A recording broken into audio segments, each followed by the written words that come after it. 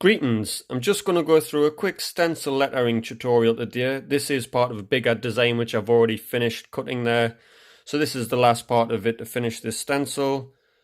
I've printed it off in an old English font and I've drawn around the sort of main structure of the letters to simplify it a little bit, left off some of the extras so it's a bit easier to cut and it should be a bit more durable stencil.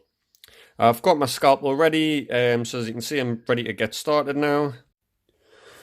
Okay, so I've got my tripod set up, got my scalpel ready. Because this is fairly straightforward, you could actually do this with a Stanley knife. It doesn't need to be a scalpel because there's not a high level of detail in it.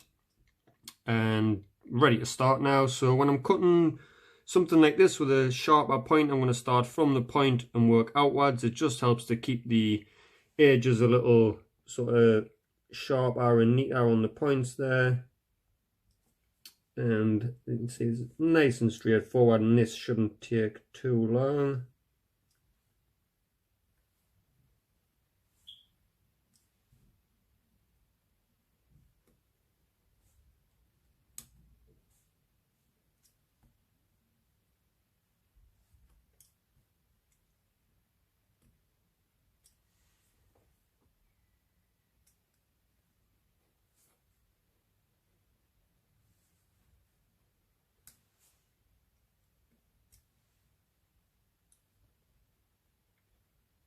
Would usually listen to music or something while I'm cutting, but as I'm using my phone to record this, I'll just sort of do it in silence.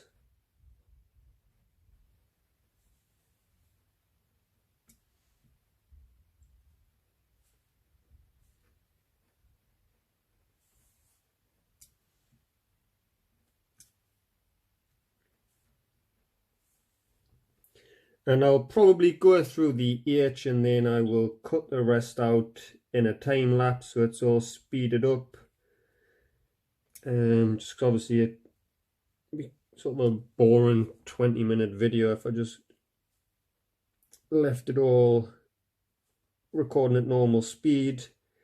But once you sort of see how the first letter's done, you've got the idea.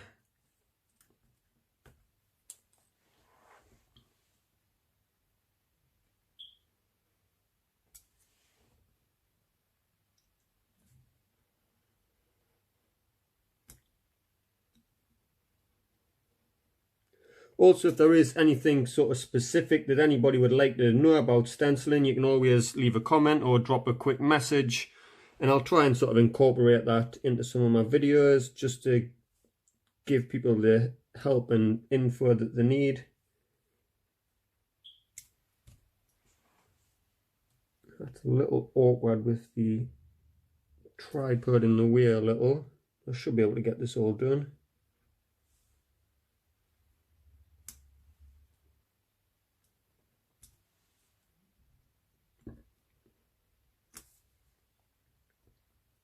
Once you sort of get the hang of basic stenciling, it just sort of becomes a game of patience and how long you actually want to put into the stencil and how long you want to spend cutting it as to the level of detail you can get. It's a sort of more of a technical skill really, that once you've picked up the basics you can just sort of progress. And it just depends how much time you're willing to put into it.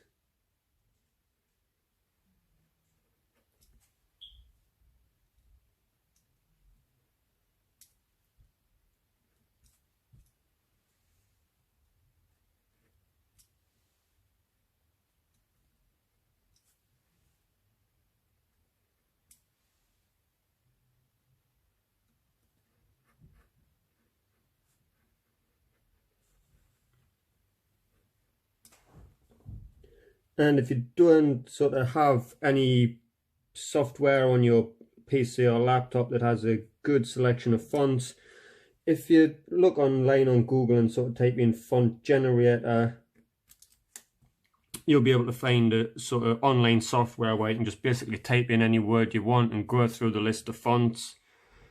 It's always best to stick with something simple when you're beginning and sort of try and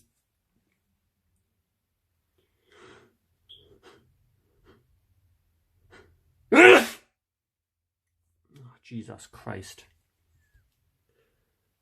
Yep, try and pick out something simple, and don't sort of overstretch yourself with something really complicated when you're just starting out, because you will you may lose confidence and interest a bit if you go for something that's really difficult straight away and you can't get it and sort of wonder why you're having a difficult time cutting.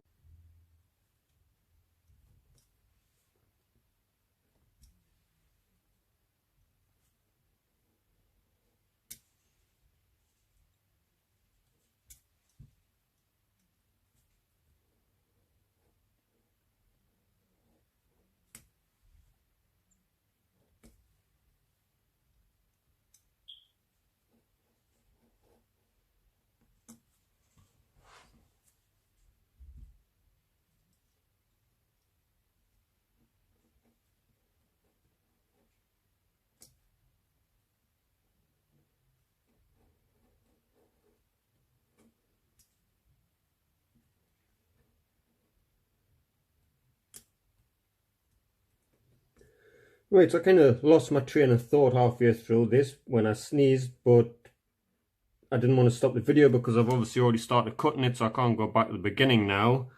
I just hope I don't have the coronavirus, or this might be my last video. Anyway, almost finished the first letter there.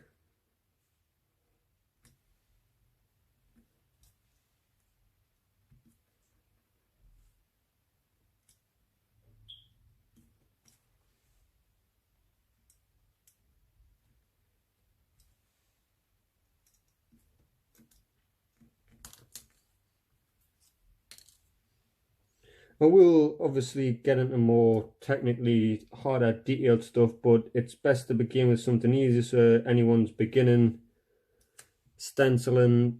Sort of, I'm only going over the basics with this, and if you're already into stenciling and want to pick up something a bit more advanced, then check out my videos that will be coming in the future, where I'll sort of go over a bit more advanced techniques. But like I say, once you pick up the basics like this, it is more of just sort of a time and effort thing, really.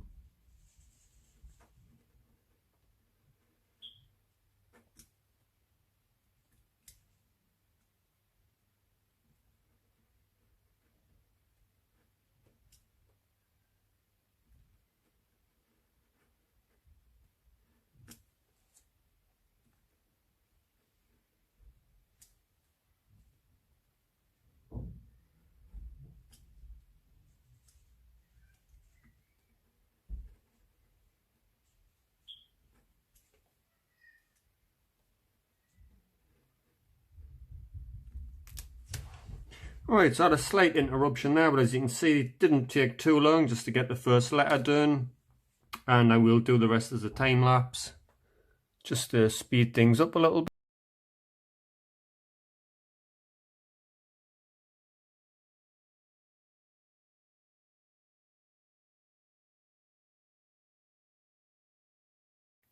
So here is the finished piece all cut.